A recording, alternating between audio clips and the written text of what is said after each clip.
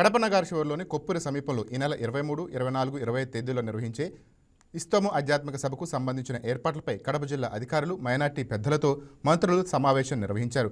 కడప జిల్లా ఇన్ఛార్జ్ వనిత మైనార్టీ శాఖ మంత్రి ఫరూక్ ఈ సమావేశంలో పాల్గొని ఏర్పాట్లపై సమీక్షించారు.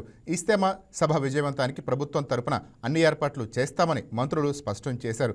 సభా ప్రాంగణం వద్ద మెడికల్, ఫైర్ సిబ్బంది, పోలీసులు నిత్యం అందుబాటులో ఉంటారని మంత్రులు తెలిపారు.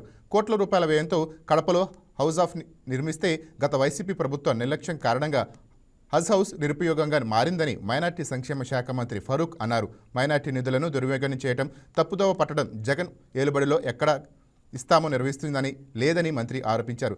సొంత నియోజకవర్గాల్లో షాదీఖానా నిర్వహించలేదని, సీఎం జగన్ చరిత్రహీనులుగా నిలిచిపోయారని మంత్రి ఫరూక్ విమర్శించారు.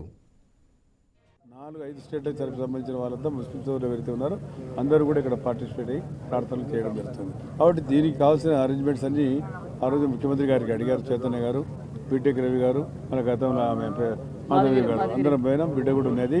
అందరం పోయితే ముఖ్యమంత్రి గారు ఇచ్చేయండి, కావాల్సిన సహాయం చేస్తామని చెప్పారు. అది మొదటిసారిగా ఏ ప్రభుత్వం చేయలే.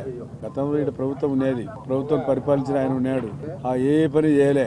చంద్రబాబు నాయుడు గారు ఇస్తమాకు అడిగిన డబ్బులు ఏ కార్యక్రమానికి అడిగినా ఇమీడియట్గా రిలీజ్ చేసి ప్రజలకు సంబంధించి కాబట్టి ప్రజా అవసరాల కోసం ఆయన చేయడం జరుగుతూ ఉంది.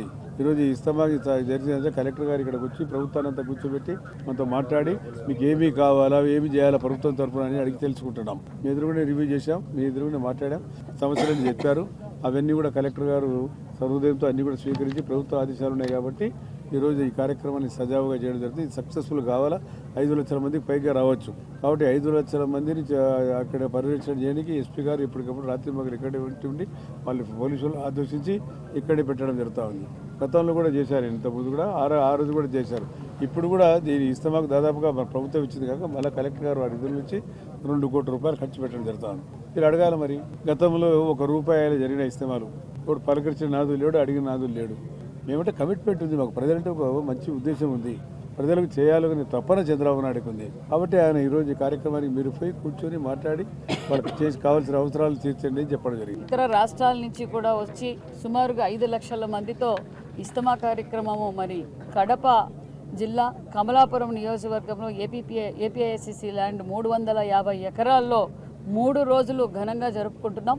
మరి 23, 24, 25 తారీఖుల్లో జరుపుకున్న ఇస్తమా కార్యక్రమం ఏ విధంగా జరగాలి, వారికి కావాల్సిన మరి కమిటీ ఈ సభ్యులతోనూ అదేవిధంగా మరి గతంలో కూడా మరి కలెక్టర్ గారు, ఎస్పీ గారు, స్థానిక శాసనసభ్యులు, మరి లోకల్ లీడర్సు, మరి కమిటీ వాళ్ళు కూడా మరి మైనార్టీ వెల్ఫేర్ మినిస్టర్ గారితో కూడా గతంలో కూడా 2-3 రివ్యూ మీటింగులు కూడా జరిగాయి.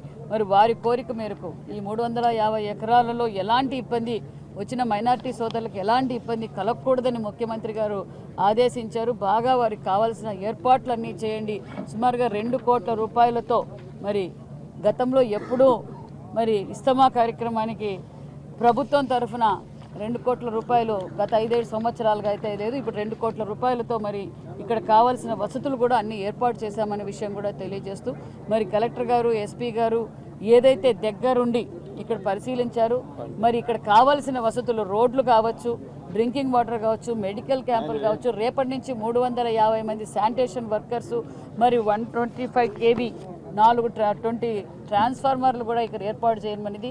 మరి కమిటీ వారు కోరినట్లుగానే 50 సర్వీస్ బస్సులు, అదనంగా 50 బస్సులు నడపాలి. రైల్వే స్టేషన్ దగ్గర, బస్ స్టేషన్ల దగ్గర, చుట్టుపక్కల పల్లెల దగ్గర నుంచి 50 బస్సులు అదనంగా నడపాలంటే దానిని కూడా మేము ఆదేశించామనే విషయం కూడా తెలియజేస్తూ, అంతేకాకుండా మరి 3 రోజులు మరి ఎస్పీ గారు సుమారుగా 350 మంది పోలీస్ సిబ్బంది కూడా ఇక్కడ పెట్టారు. మరి ఎస్పీ గారు అదనంగా ఒక డిఎస్పీని, మరి రెవెన్యూ తరఫున కూడా ఆర్డీఓ గారు కూడా స్పెషల్ ఆఫీసర్స్గా ఇక్కడ ఆర్డీఓ గారును అదే విధంగా మరి డిఎస్పీ గారు కూడా ఉంటారు. అధికారులు అందరూ ఉన్నాం. Please subscribe to YK TV Network. Please subscribe to YK TV. Please watch YK News.